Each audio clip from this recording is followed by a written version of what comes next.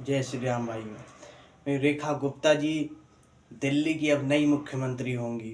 विधायक दल की बैठक में भारतीय जनता पार्टी के सभी 46 विधायकों ने सर्वसम्मति के साथ श्री रेखा गुप्ता जी को विधायक दल का नेता चुना और रेखा गुप्ता जी अब नई दिल्ली देश की राजधानी की अगली महिला मुख्यमंत्री होंगी। वैसे देखा जाए तो रेखा गुप्ता जी इससे पहले दिल्ली की मेयर रह चुकी हैं और इस वक्त करंट में पार्षद थीं और बीजेपी के शालीमार बाग सीट से बीजेपी की नवनिर्वाचित विधायक बनी थी। पहली बार में विधायक बनी और पहली बार में भारतीय जनता पार्टी ने उनको विधायक दल का नेता यानी राज्य का अगला मुख्यमंत्री महिला मुख्यमंत्री के तौर पर चुना। देखा जाए तो वो राज्य की चौथी महिला मुख्यमंत्री होंगी। इससे पहले सुषमा स्वराज, शीला दीक्षित, आतिशी और अब चौथे नंबर पर रेखा गुप्ता जी दिल्ली की अब अगली मुख्यमंत्री होंगी। दिल्ली का इतिहास देखें तो लगभग 13 साल तक सबसे ज़्यादा समय तक राज्य की मुख्यमंत्री रहने का रिकॉर्ड शीला दीक्षित जी के पास था।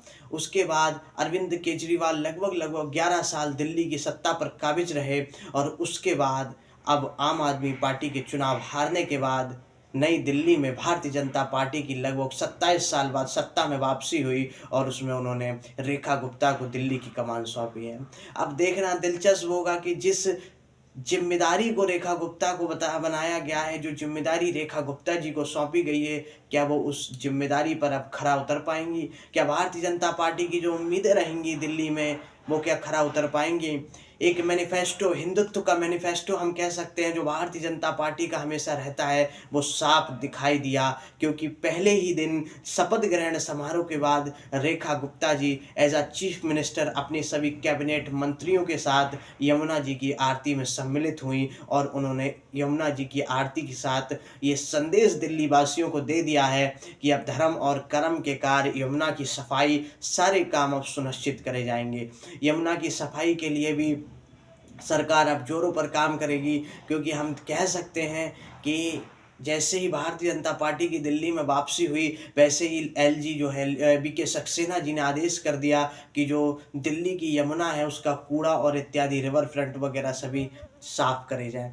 तो ये बात हम कह सकते हैं कि सरकार बनते ही वहाँ यमुना आरती भी शुरू हुई, गंगा यमुना की सफाई भी शुरू हुई और हम मान सकते हैं कि आने वाले समय में भारतीय जनता पार्टी कई बड़े फैसले ले सकती है। महिला सशक्तिकरण को जो सरकार ने 2500 रुपये हर महिला के अकाउंट में जाने की बात करी है, उस पर भी मुहर लग सकती है। लेकिन पहली कैबिनेट में उम्मीद थी, क्योंकि विपक्ष ने आरोप लगाया था, दिल्ली के पूर्व मुख्यमंत्री और आप विधायक आतिशी ने आरोप लगाया था कि पहली ही कैबिनेट में जो महिलाओं को 2500 रुपये देने का वादा है वो किया जाए। लेकिन पहली कैबिनेट ने सरकार ने आयुष्मान योजना को लागू किया।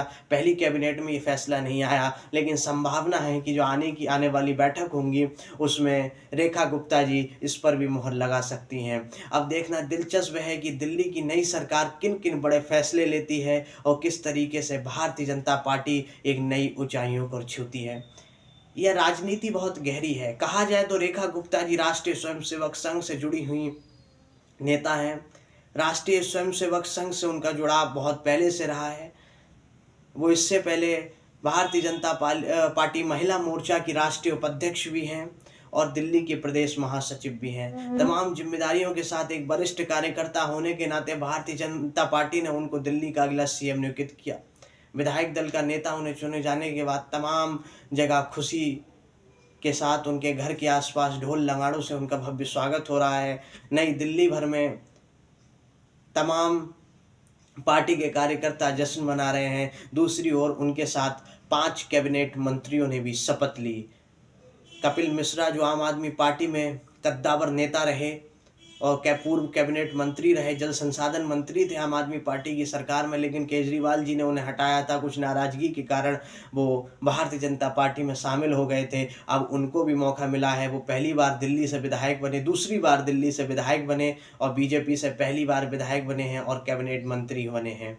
दूसरी ओर जिन्होंने नई दिल्ली सीट से श्री अरविंद केजरीवाल को चुनाव हराया और एक बहुत ही चर्चित नाम प्रवेश वर्मा जी को भी अब कैबिनेट में शामिल करा गया है।